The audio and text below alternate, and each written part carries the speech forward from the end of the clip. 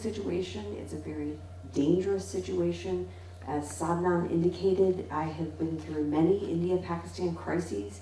During the 1999 Kargil conflict, I was an analyst at the CIA. During the 2001-2002 military buildup, I was at the State Department. And during the 2019 Balakot crisis, I was at the National Security Council.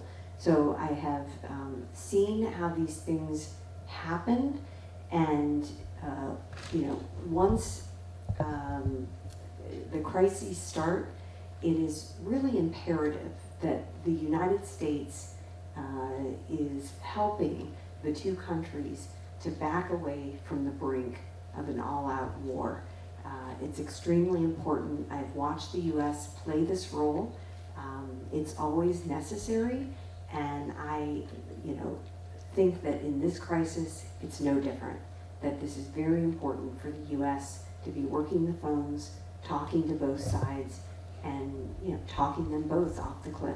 In 2001-2, during the attack on the Indian Parliament, and 2008 with the Mumbai attacks, where terrorist groups based in Pakistan were involved, what you saw was a couple of things. One on the kind of Indian side, but second on the kind of how the U.S. also reflected how the U.S. used to handle those crises and their relationships. The U.S. relationship with India and Pakistan were quite different in at least a couple of ways then.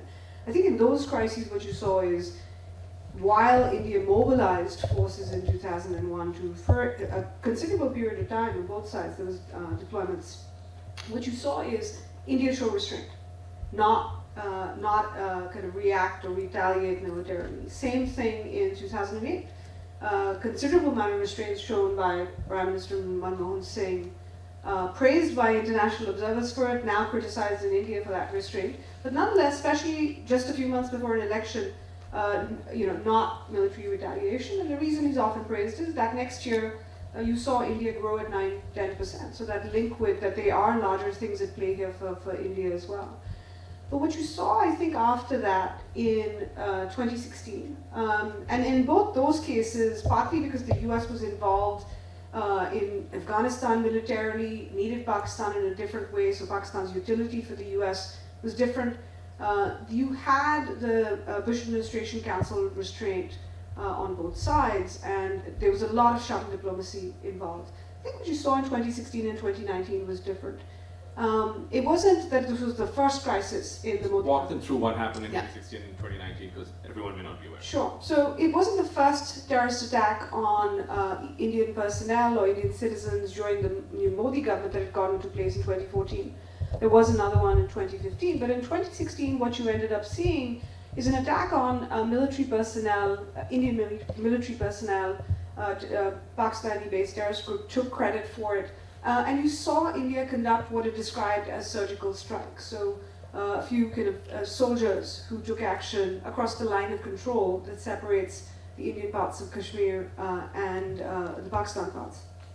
What you saw in 2019, which is when you saw another attack on Indian personnel, is India strike with aircraft, and not just across the line of control, but across the international border.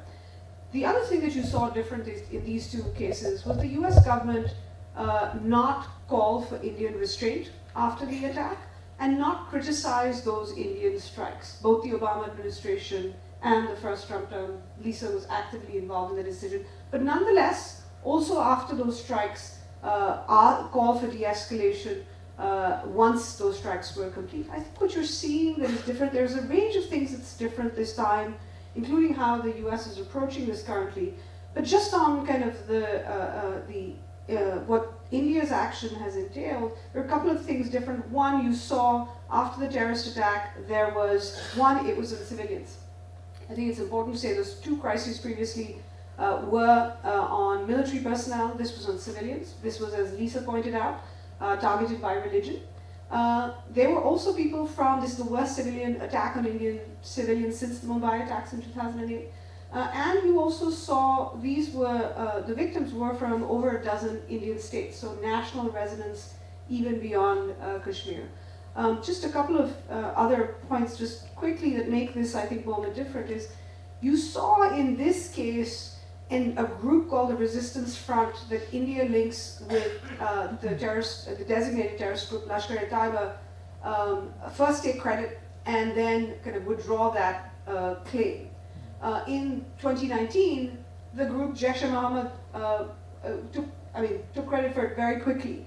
So what you've seen, I think that is one difference, which is why you've seen a number of statements, including from the US, not actually till recently. You've seen a number of international statements condemn the attacks, not criticize Indian strikes, but also not draw a direct line to Pakistan just yet. I think some recent American statements have at least generally talked about Pakistani-based terrorist groups. I think the second, and that's the last point I'll make, is that's different is it's clear in the Indian military retaliation, as Lisa pointed out, they didn't just, they wanted to go beyond just kind of what they did in 2019, which is attack some terrorist infrastructure, or we have their doubts about what was hit, etc. I won't go into that. But nonetheless, what you saw is many more locations targeted, explicitly saying it's terrorist-based infrastructure, and secondly, the strikes in Punjab, which was different. So Lisa, as Tony pointed out, there's been a kind of pattern shift in terms of how the US acts, right? So 99 onwards, basically, Pakistan would commit an atrocity, and India would be advised restraint. From 2016 onwards, it's been Pakistan commits an atrocity, India responds, and then the US counsels restraint. So the point of counsel comes later. But this time, we have a US administration where the vice president just said that, well, this is really not something for us to get involved in. Of course, the Secretary of State has spoken with the Indian Foreign Minister and the Pakistani Prime Minister, and he's tweeted about it also. But we are at a moment in the US where at least a significant number of supporters of the current administration feel that the US has kind of been over-involved, overextended in all the world's problems. We don't have to be involved in everything. How do you see that kind of mood, which you and I may not agree with, but that exists? How do you see that affecting the current crisis potentially? Well, I think that is how people are interpreting particularly Vice President Vance's recent comments that, the U.S. can't control this, we're not going to get deeply involved. I think people are seeing that as perhaps this administration, is not going to take the U.S. traditional role of getting involved, quietly talking to both sides, counseling restraint, trying to prevent a conflict that could potentially go nuclear. And I think that would be a mistake. I think that would be a great error if indeed, the U.S. was to take a sort of stand back policy, because this is a dangerous situation. Anytime that there's a conflict between two nuclear armed states that have gone to war in the past, there's been 3 major wars, 1 major border conflict between these two countries. So I think it would be a mistake if that was the thinking. But like you said, we've heard a different message from Secretary of State Rubio, who has been very clear that he's been on the phone, he's been talking with the Indian Foreign Minister on several occasions, he's talked with the Pakistani Prime Minister as well as the Deputy Prime Minister and Foreign Minister in Pakistan. And I think this is good. I think, it is the right thing to try to be providing ways that the two countries can find a face-saving way out. And using that influence that the U.S. has. It's great. Saudi Arabia is involved. I think the Iranian foreign minister has tried to get involved in these de-escalation efforts. But when it comes down to it, the U.S., the most powerful country in the world, that's the most important country to be involved. And I think there's interesting contrast between India and Pakistan is that we kind of know virtually nothing about whoever becomes the chief of the Indian Army, whereas in Pakistan, the army chief is obviously the most important actor in that country.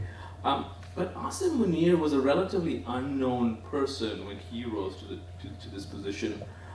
What's your best read of what he's like and what that means for this crisis?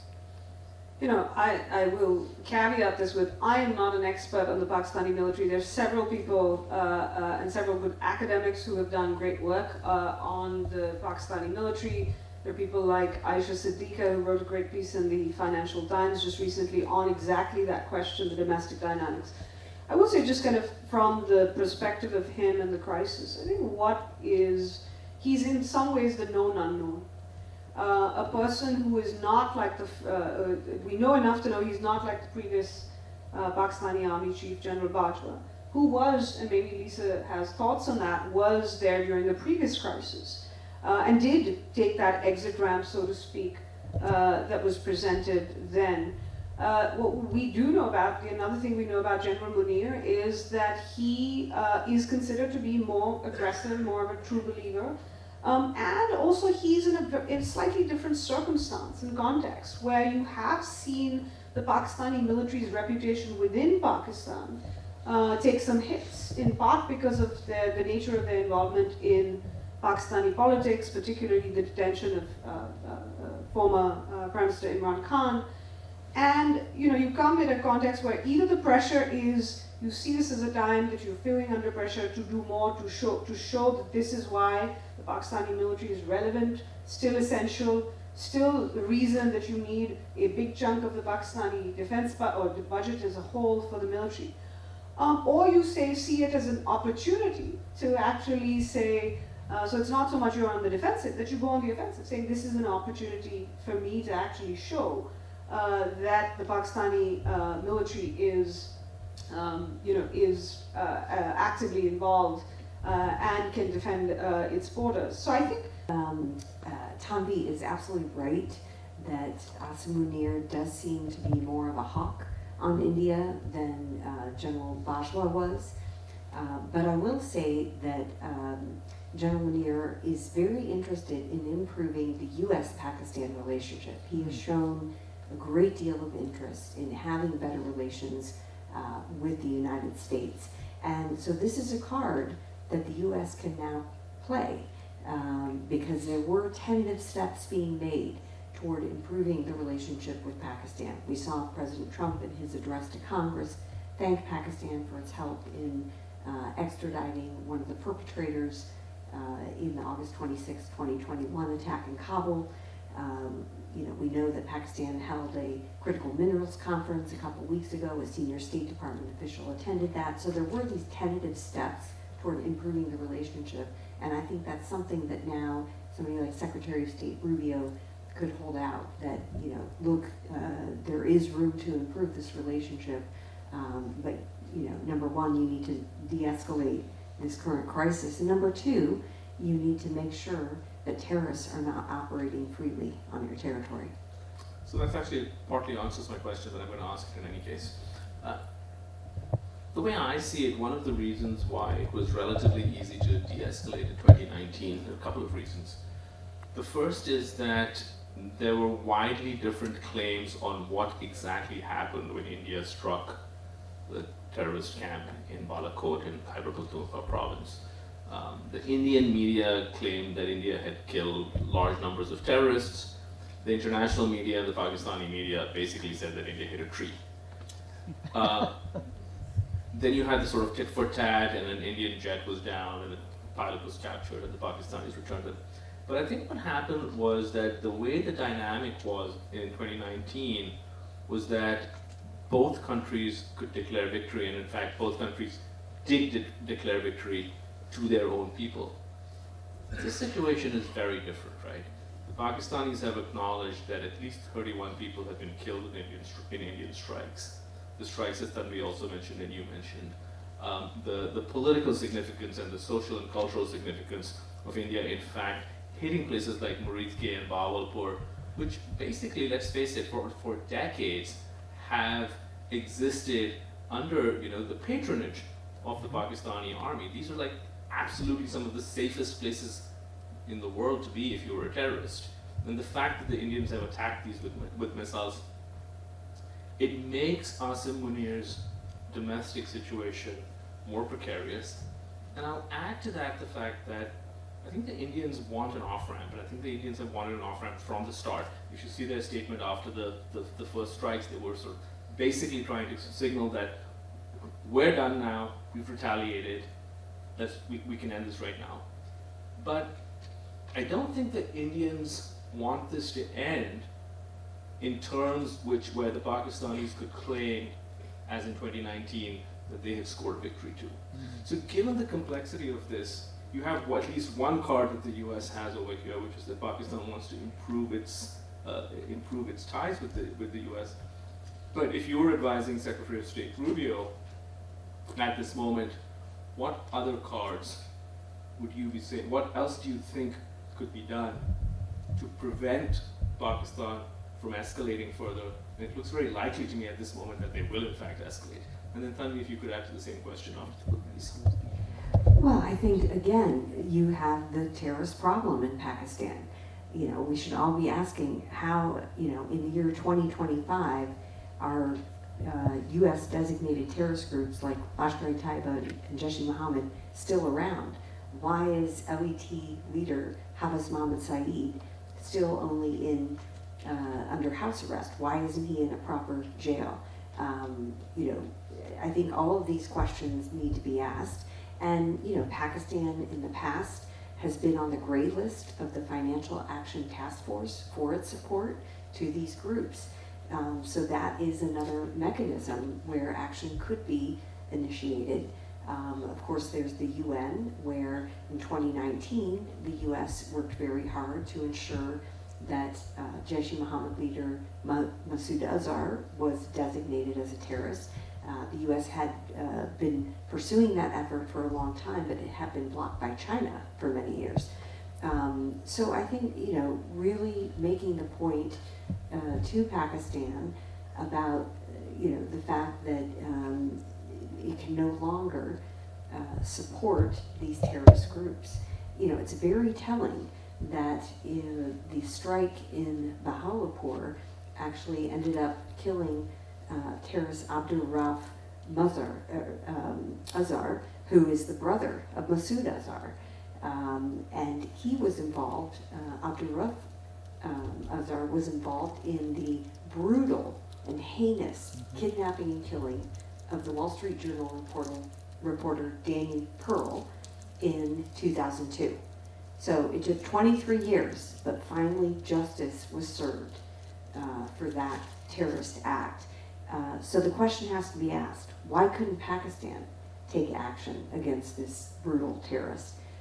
So this is a problem, and you know, I think this has to be dealt with. Right now we're trying to get the two countries to step back from an all-out war, but you know, when the situation calms down, I think people are going to be asking questions about the you know, the terrorists who are still operating freely inside Pakistan.